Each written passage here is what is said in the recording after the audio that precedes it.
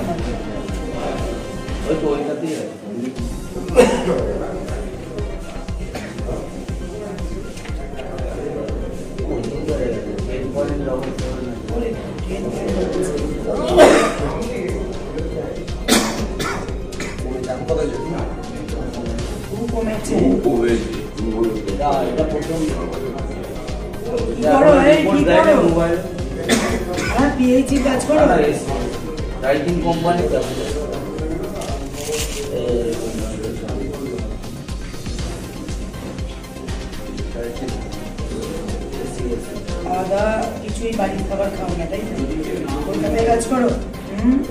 জ্বর হয়েছে, কদিন ভর্তি আছো? 3 দিন। জ্বর কমেছে? ঠিক আছে। কদিন ভর্তি হয়েছে? 3 দিন। কমেছে? আচ্ছা, ঠিকঠাক ওষুধ দিচ্ছে? ডাক্তারবাবু দেখতে আসছে? আচ্ছা, রবিবার কমেছে?